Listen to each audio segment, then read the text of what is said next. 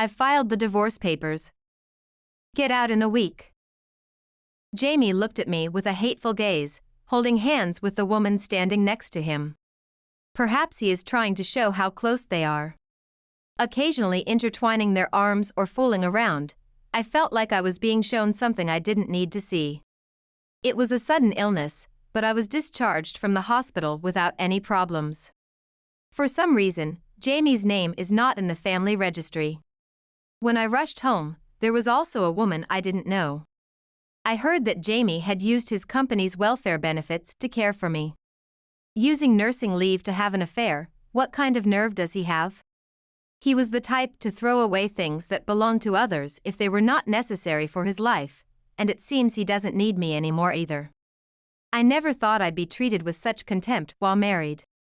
He probably thinks he's the one who gets to decide everything, and his word is law. Otherwise, he wouldn't be able to act this horribly. However, I have already made moves that Jamie cannot escape from. I intend to make him realize that he's the only one who doesn't know anything. I am Ashley Morgan, a caregiver who works at a care facility, and I turned 40 this year. After graduating from university, I worked in sales for a while but have been working solely as a caregiver since leaving sales. I married Jamie when I was 35, and we met at my workplace. The cafeteria in my care facility is run by an external food service provider. The owner is very particular about the food, which is why special care is given to the meals served to our clients. The zest for life comes from eating delicious food, is the owner's catchphrase, and after comparing several companies, he chose the current one. It's appreciated that a representative visits our care facility 2 to 3 times a month. Jamie was the representative for the food service company. As he regularly visited the facility, we started making small talk. Working in a food-related company, his daily life was very meticulous, which I found appealing. It was refreshing to meet a single man who lived so meticulously, as that was not the common image I had. His day starts with favorite bakery bread and coffee, followed by a dinner rich in vegetables, ending with a relaxing herbal tea. Jamie, you lead a very meticulous life. I'm always in a rush, so I'd like to learn from you. It's nothing meticulous. I'm just doing what's normal. That normal is possible because it's you, Jamie. I don't know where to start. If that's the case, I recommend herbal tea. I'll bring you some of my favorite herbal tea next time, please try it. This herbal tea became a regular topic of conversation between Jamie and me. The herbal tea Jamie introduced me to was very delicious, and I wanted to continue drinking it daily, not just for health. Hello. The herbal tea you introduced me to last time was so delicious that I bought some myself. It seems like I can keep it up daily. That's great. The herbal tea I gave you has a calming effect on a restless heart. I thought it would be perfect for you, Ashley. A restless heart, you say? You seemed tired, so I thought if your heart calms down, your feelings might change too.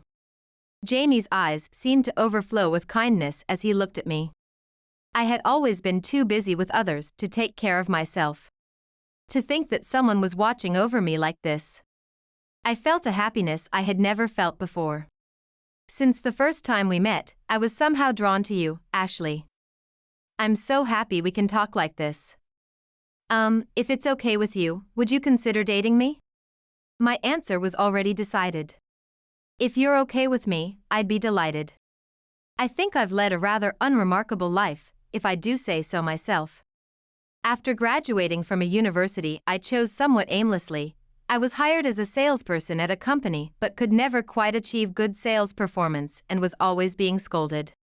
I was berated daily as a burden to the company, useless, and eventually, it became too much, and I resigned.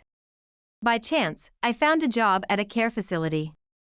Working there, I came to realize the profound nature of caregiving and studied every day while working to obtain my qualification.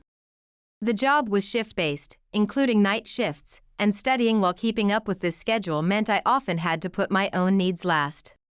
To think that someone was watching over me as I worked so relentlessly. Despite both of our busy schedules, we found time to spend together. Dates with Jamie were mundane things like shopping or movies. Among these, shopping with the future in mind made me feel happy. How about we get matching mugs? We can use them when we start living together. That sounds great. I've been wanting a simple mug like that. That's great.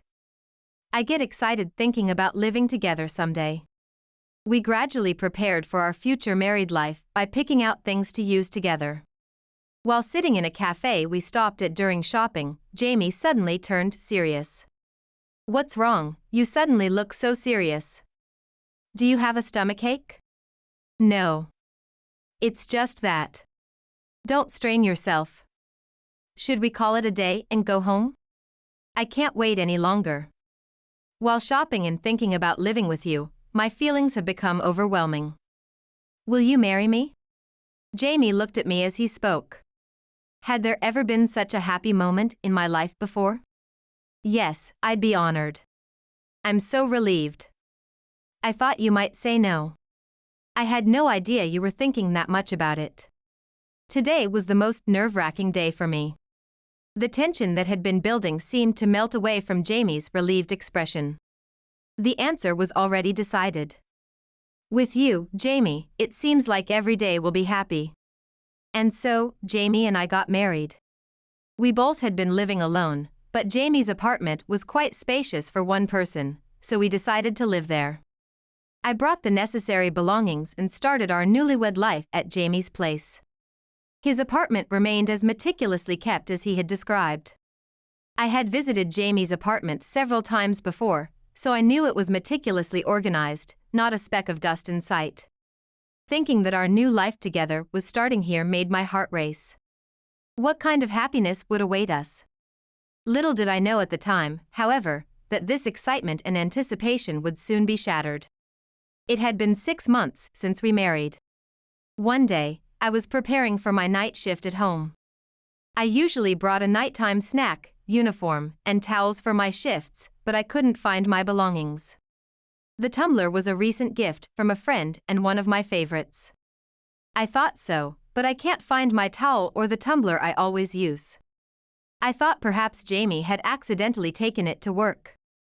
But would Jamie really take my towel and tumbler by mistake? No matter how much I searched, I couldn't find them.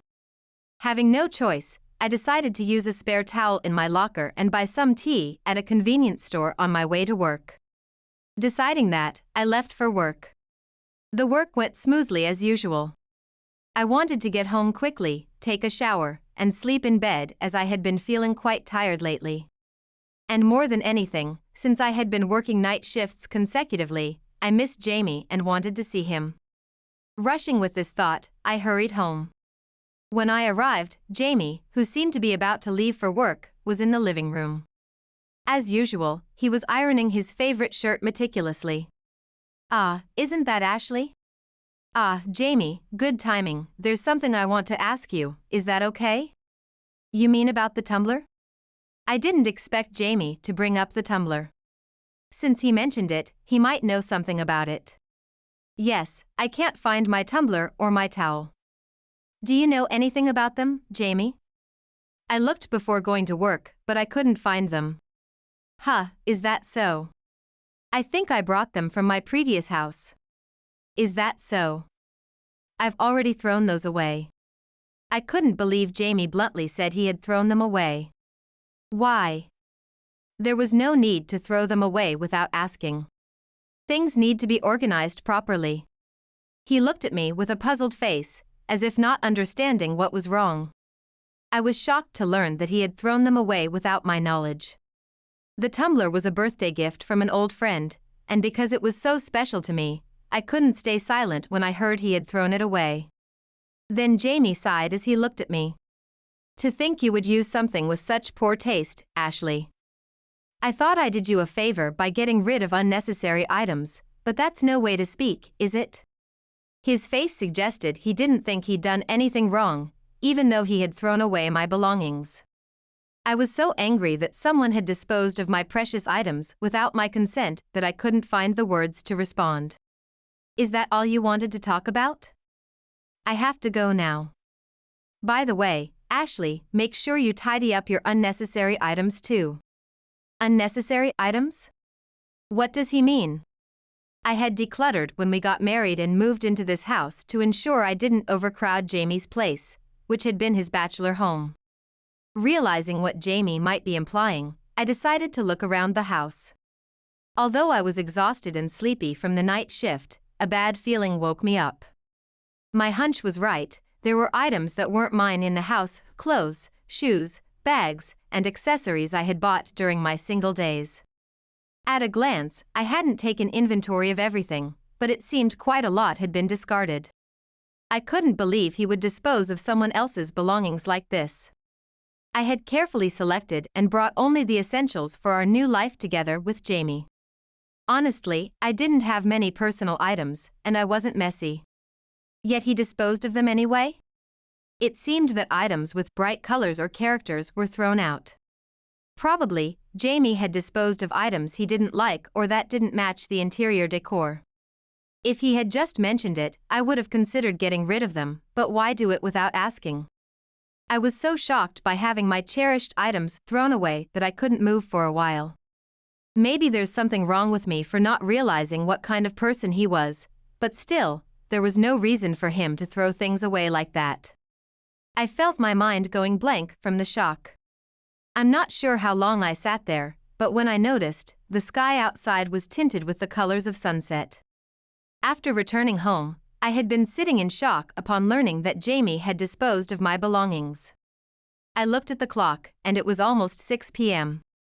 Realizing that Jamie would be home soon, I tried to stand up but felt dizzy. Honestly, I had no appetite and couldn't think of what to cook. While I was still processing this, Jamie came home. I'm home, so what have you been doing all day today? Ah, welcome back, Jamie. I'm feeling a bit under the weather. Oh, is that so? What about dinner? He started to take off his suit and spray it, seemingly uninterested in my well-being. Sorry, I haven't made anything because I'm not feeling well and I don't have an appetite. There's some meat marinating in the sauce though, should I just grill it? Ah, that's fine. He answered grumpily and plopped down on the sofa to start fiddling with his smartphone. What, how long are you going to sit there? You're kind of in the way. Jamie glared at me as if to say I was a nuisance.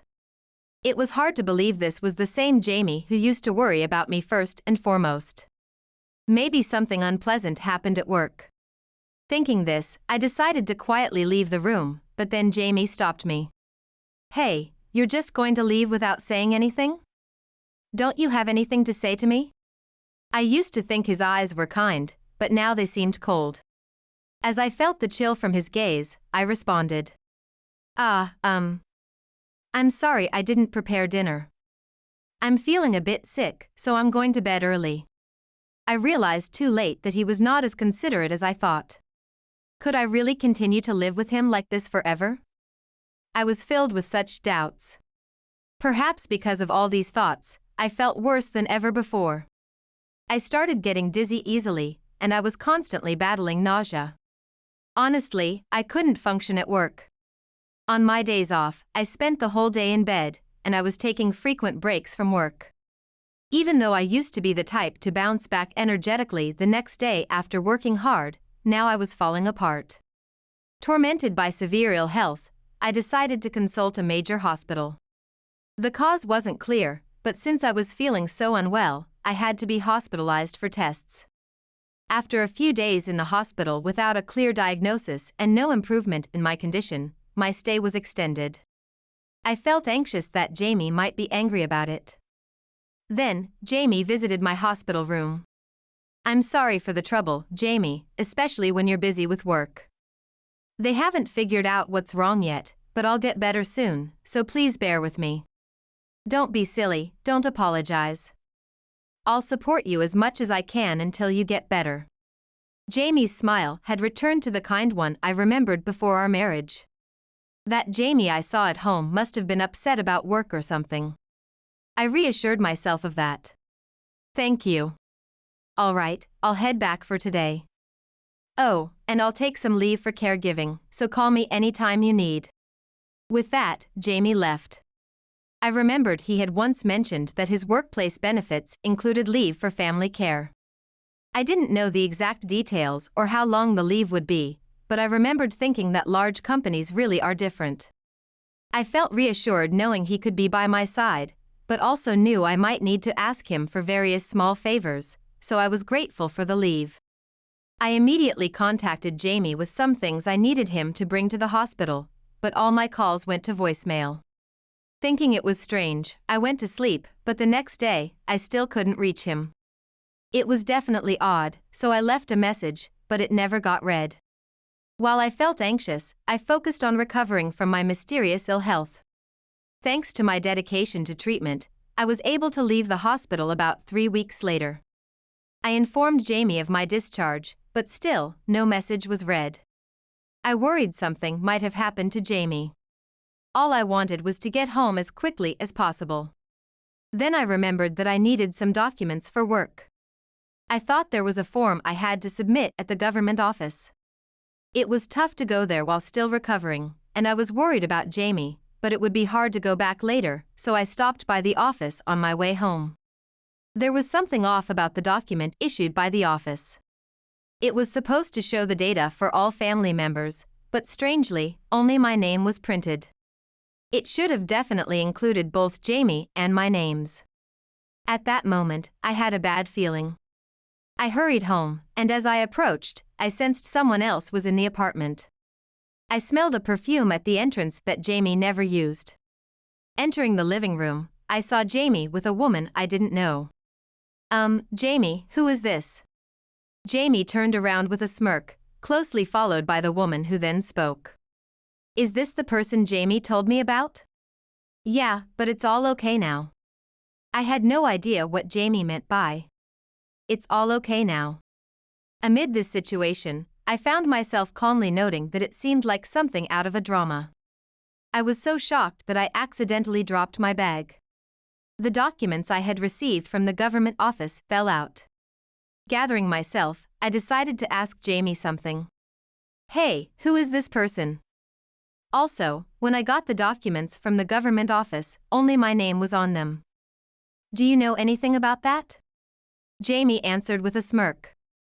"I've filed for divorce." I thought I had misheard, but by Jamie's expression, it didn't seem like a joke. "Wait, what do you mean?" "A divorce paper."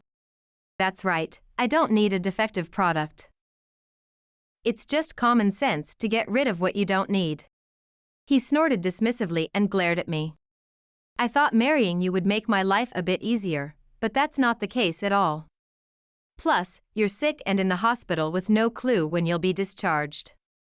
That's problematic." Really? I wouldn't leave Jamie on his own like that. It's best to let go of dead weight. "Get out in a week." Katie pointed at me, laughing. Katie is so kind. "Honestly, I wish you would leave right now." As they spoke, the two of them intertwined their hands. I couldn't understand what I was being shown. This was the house I had moved into when I married Jamie, and I wondered what these two were trying to say. Jamie then threw a large duffel bag at my feet. "My boss is one of those old-fashioned guys who says a man isn't complete until he's married. I just married you because he said he'd give me a big project if I did." "Wait, I thought you married me because you loved me." "I never actually said I liked you. I just thought you were an easy option for marriage. Obviously, I'd prefer to be with someone beautiful, right?" Indeed, Katie was dressed like a modern, beautiful office lady. Her nails were neatly painted, and her hair was stylishly curled. See, timing is everything. The person who can act quickly wins. "So, when are you leaving?" Jamie pressed for an answer, looking at me intently. So, he had snagged a somewhat prominent woman he often saw at work to impress his boss and secure a promotion. It seemed I was only needed for the sake of marriage, not because he truly loved me. I understood Jamie's feelings all too well. Of course, my response was decided. "No, I'm leaving right now." With that, I left the house within 3 seconds. Actually, after being discharged, I planned to stay with my parents in the next town for a while, so I had already sent my everyday items there. Everything I needed for work was in my locker at work, so there were no issues. I stuffed the documents that were on the table next to my bag as I left. Included were some detective agency documents and an envelope printed with Jamie's company's name. I then headed straight to a particular place. My destination was Jamie's office. I had been to Jamie's office 2 or 3 times before for various reasons. In fact, I had received mail from Jamie's company during my hospital stay. It was the mail forwarded to my hospital room. The envelope addressed to me contained several documents necessary for family caregiving leave. It appeared that not only Jamie had to fill out these forms, but as the person being cared for, I also needed to complete some. I brought these documents to submit them directly to Jamie's workplace. Jamie's boss, who had thrown a celebration dinner at the time of our wedding, happened to be there, so I handed them directly to him. He looked surprised as he glanced at me, repeatedly checking the whiteboard in the office. On the whiteboard in Jamie's office, a large magnet that read, "Caregiving leave," was prominently displayed, and beneath it, "Return undetermined," was also written. This meant that within Jamie's office, he was seen as someone who might not know when he could return to work because he was caring for his wife. Given that I, his wife, had largely recovered and was here delivering documents, their surprise was understandable. I was asked various questions by Jamie's boss and answered them honestly. I explained the reason for my hospitalization, the frequency of visits, and details about the support. Jamie's boss looked at me with an expression that seemed to say he couldn't believe it. According to him, what Jamie had told him was completely different from my account, which left him puzzled. However, after comparing the medical certificates and hospital receipts I submitted, as well as the number of days Jamie had taken off, it seemed he believed I was telling the truth. Then, I presented another document. It was a divorce certificate, and Jamie's boss was speechless. If someone who had taken leave to care for his supposedly ill wife was actually divorced, his boss couldn't just stay silent. It seemed he judged it as no different from falsely taking leave, and something had to be done about it.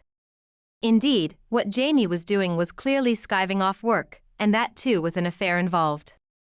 Taking leave under false pretenses for an affair and filing for divorce without consent. That was utterly unforgivable. As I left Jamie's workplace, I noticed that there were dozens of missed calls from Jamie. Wondering if he still had something to say, I was about to put away my phone when Jamie called again. "Hey, you didn't say anything unnecessary, did you?" Trying to contain my irritation at his first words, I responded. "Unnecessary? What do you mean?"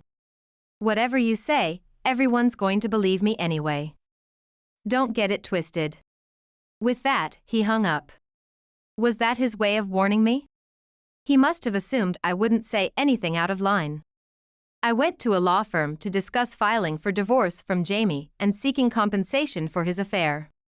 I provided evidence collected by a detective agency I had hired earlier, along with information about the other woman, and decided to seek compensation from both Jamie and his affair partner.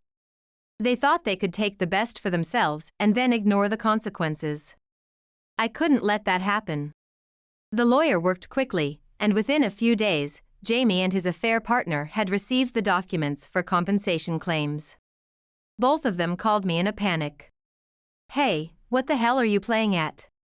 "Yeah. What are you doing, you rejected one?" Their voices were shrill like yapping puppies, causing my ears to hurt just from listening. "I'm just doing what's necessary."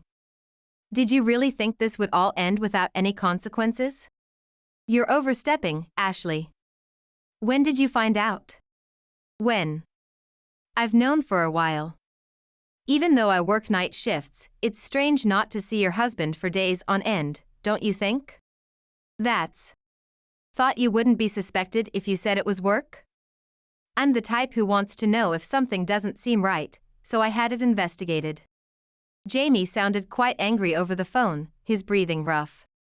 "You had it investigated? That's low. I think sneaking around with an affair partner while married is much worse. And she's from a company you do business with, isn't she?"